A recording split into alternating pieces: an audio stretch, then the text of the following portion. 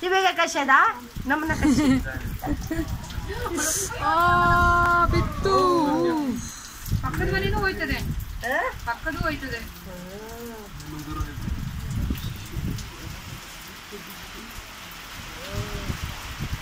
ನನ್ನ ವಿಡಿಯೋದ ಪ್ಯಾನ್ ಅನ್ಕೋತಿ ಬಸ ಬರ್ತತಿ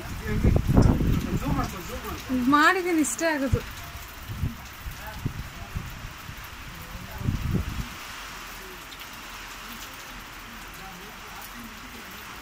ಗುಣ